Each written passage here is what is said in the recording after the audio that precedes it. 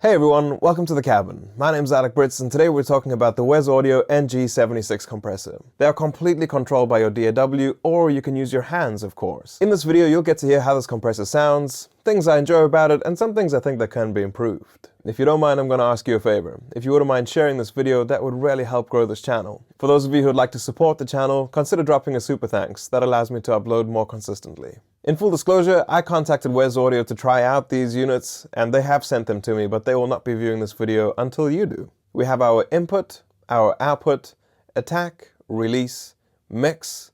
Then we have our sidechain filter. The sidechain filter actually has 9 different options, so you can combine a low cut and a high boost to be able to ignore the bottom end but be more sensitive towards the upper, harsher frequencies. We then have our saturation on and off modes. In saturation mode, the ng76 takes away the compression controls and allows you to be able to drive the unit in its various settings of vintage and modern and low and high settings to be able to get as much distortion as you would like. Then we have our L and H buttons. This is our low and high saturation buttons. Another cool feature here is the fact that you can, in the analog domain, have 2 different settings. So you can instantly compare between setting A and setting B without having to change any controls. Then we have our bypass button, ratio controls. We then have our input and output meters. We of course have our sexy VU meter to show gain reduction, and of course our power button. On the rear of the device, we have our voltage selector, IEC input, or USB and Ethernet connections. In these demonstrations, we'll be using the Ethernet connections, and I'm just connecting that straight to my internet hub that I have here in the room. We then have our stereo linking functions. This links our detection circuits to ensure a really stable stereo image. Input XLR and our output XLRs. The next thing I want to talk about is the G-Con software. This is kind of the central hub that will install firmware updates to your device, as well as allow you to download the appropriate plugins for any of the WES Audio products you do have. In your DAW, if you have only one unit, then you have the mono plugin, which gives you full control plus a few added features. If you have 2 units like I have over here, then you can open up the stereo plugin, and again, it gives you full control over everything that you have, plus a few added features. Now, one of the fantastic things about digital control is of course the fact that you can have presets. Not just presets that the device is shipped with, but your own personal presets, and you can save these not only for mixing, but for tracking as well. Looking inside the device, we see a beautiful combination of through-hole circuitry as well as surface mount circuitry being implemented here. We also have our 2 Carnhill transformers, so when you are using this device in the vintage mode, this is what's providing you with that beautiful amount of color. Something to keep in mind over here is that because most of what you see inside of this box is proprietary and not through-hole all the way through, if something were to go wrong, then of course this would have to be sent back to the manufacturer and not to your local tech. One of the things I'm most excited about with this device is the fact that I can hopefully be able to automate both while tracking and while mixing. I want to hear the device operating with its automation parameters to see if there's any noise that will be introduced by automation happening.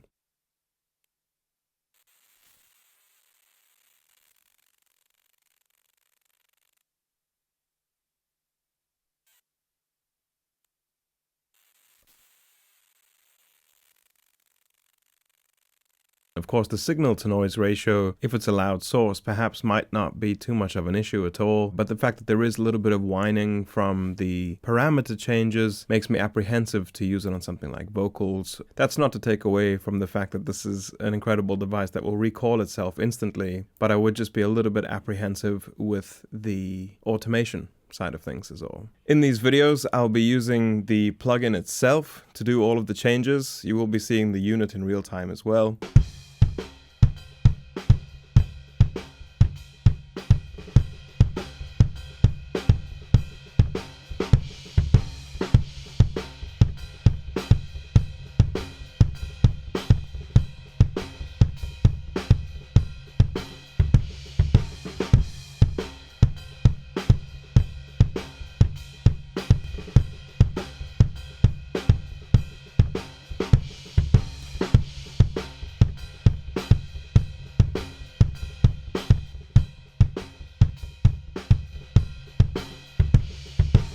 You have so many different tonal options here that I'm only just scratching the surface because we have a lot to get through. But you can transform a bass drum from sounding pretty flabby and average to being super powerful and adding sustain to an entire kit.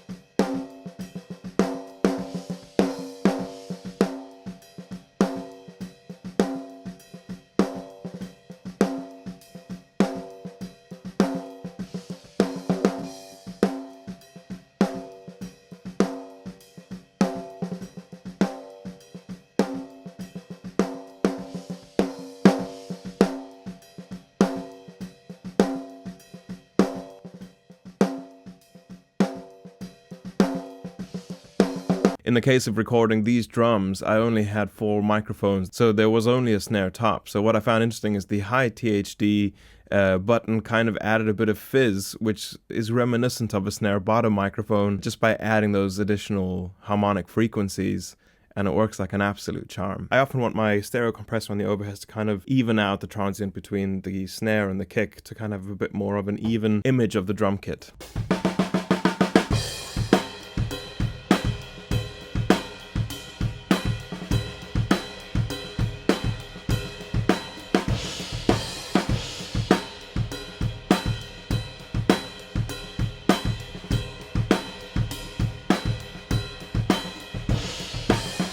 Very easy. Instantly, you can just feel everything kind of get squished a bit, but that's no fun when you want to push it, right? You want to see how far you can push something like this.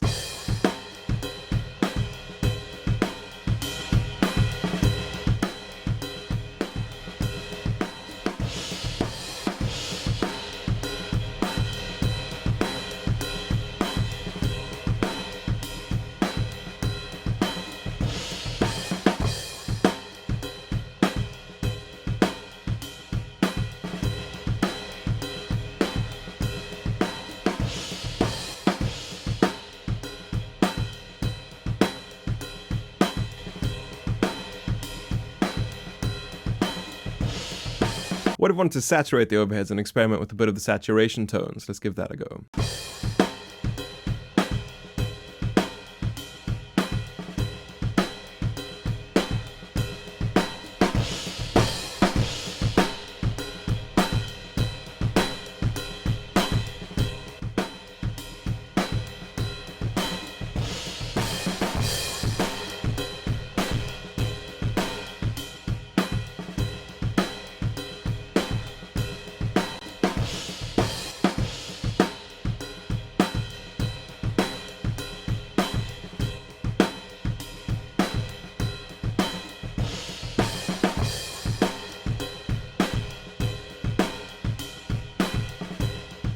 So now we're going to do this on the drum bus. My aim here is again to kind of even things out, but also add a bit more ambience around the drum kit by using parallel compression to kind of highlight the room sound that I have in this room and to add a bit of length to the drums.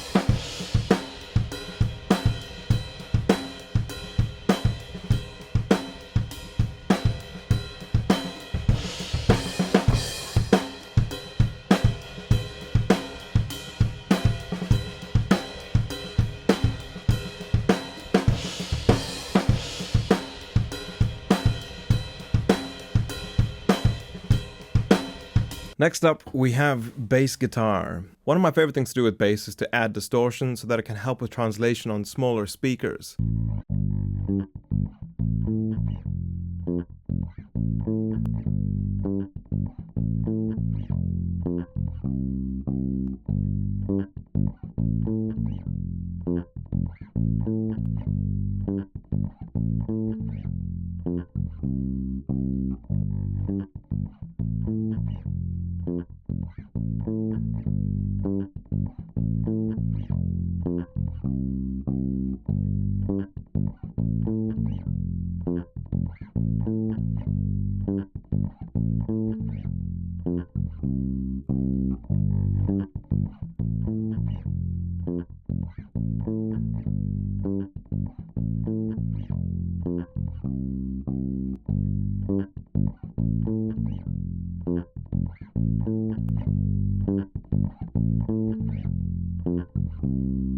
Let's try the saturation mode.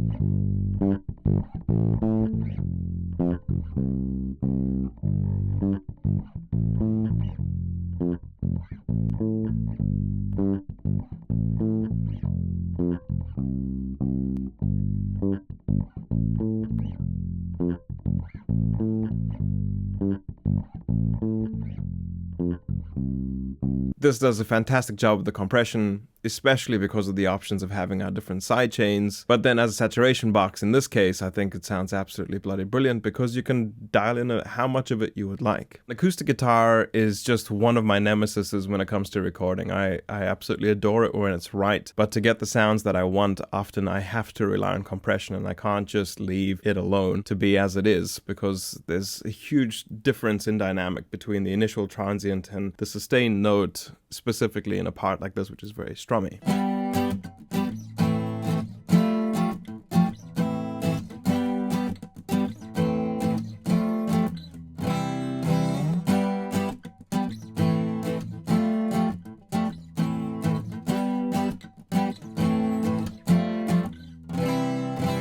You see, I'm using the fastest attack, the fastest release, which is never something I would initially do. But for some reason on this device, doing that doesn't yield this humongous amount of distortion that's unfavorable. But by blending that super compressed, just gripping all the transients as fast as possible into the more open, dry sound, well, let's take a listen.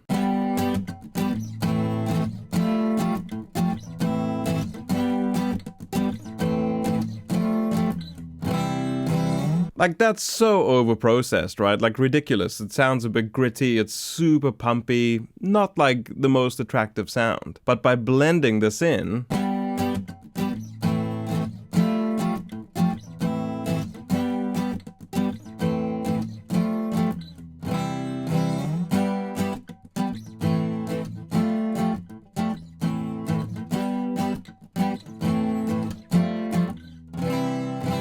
I really like the way that feels.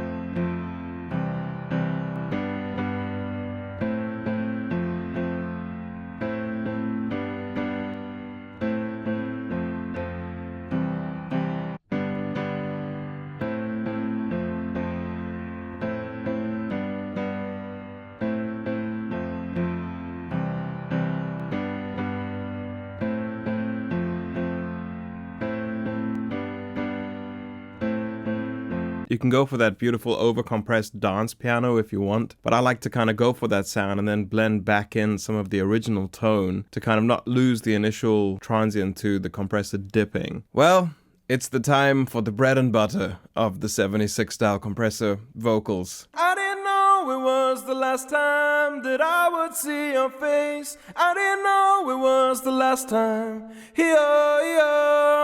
I didn't know it was the distance that would get us in the end. I didn't know it was the last time. I didn't know it was the last time that I would see your face. I didn't know it was the last time.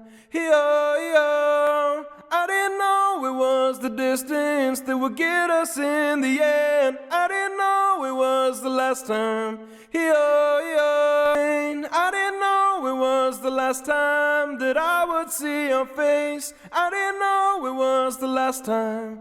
I didn't know it was the distance that would get us in the end. I didn't know it was the last time. You can saturate as much as you want, you can use it like a de-esser, and you can pick whether or not you want your harmonics from your transformers or just wide open in modern. The last thing I'd love to try out is to use this on our stereo bus. I didn't know it was the last time that I would see your face. I didn't know it was the last time. I didn't know it was the distance that would get us in the end. I didn't know it was the last time. I didn't know it was the last time that I would see your face. I didn't know it was the last time. I didn't know it was the distance that would get us in the end. I didn't know it was the last time. I didn't know it was the last time that I would see your face. I didn't know it was the last time. I didn't know it was the distance that would get us in the end. I didn't know it was the last time. I didn't know it was the last time that I would see your face. I didn't know it was the last time. I didn't know it was the distance that would get us in the end. I didn't know it was the last time. What I love about this is on my mix template of my music bus, which is where all the instruments are, there is usually a Universal Audio 1176 plugin of some description working quite hard. And then I fade that in to the actual mix bus to kind of add a bit of body to the rear of the mix, to also add a bit of density. And this is exactly doing that, but in a far more effortless way. Both with the modern and the vintage settings, it gives me a completely different flavor, but without it feeling like it's working too hard. So that's the ng76. I love the fact that this is completely built in-house by a bunch of people that are trying to push the boundaries of what analog can do. The fact that the hardware will instantaneously recall when you open up your session is just almost like witchcraft. For somebody that has been mixing hybrid for as long as I have, I went completely in the box for a while just because I couldn't deal with the amount of recalls and the fast turnarounds, but a box like this can really ease that pressure. Another thing I think that's really important to highlight with this product is the fact that it can change over time, which means that with a few firmware updates, certain things will just be improved or perhaps added to the product to give it more functionality and more flexibility, which, you know,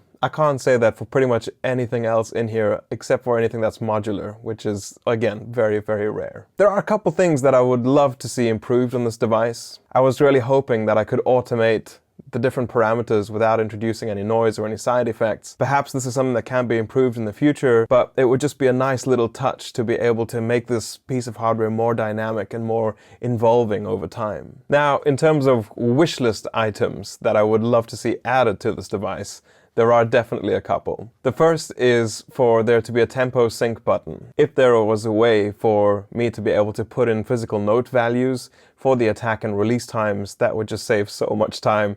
And again, perhaps allow for some really creative pumping for things like room mics. Another thing that I would love to see added to this device is for a auto gain situation between the inputs and outputs. Another thing that would be very useful to me is a separate kind of mix control where on my console, when I'm mixing, if I have anything coming off of an auxiliary and on a parallel fader, the initial dry signal stays at one volume and then I blend in the wet signal. There's not many mix controls that kind of come to mind that do this, except for the SSL Bus Plus. So that pretty much sums up the ng76. A beautiful product that launches this classic design into the future and works like an absolute charm with regards to recall. Sonically, I love the flexibility that it gives me. With regards to functionality, this is obviously kind of second to none really, because it recalls itself, plus you can have your own presets which is an absolute no-brainer. The build quality feels really solid, and once again, I just want to applaud the guys at WES Audio for consistently pushing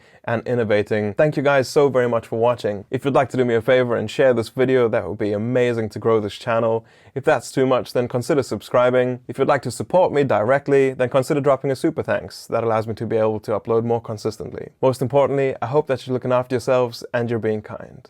I'll see you in the next video.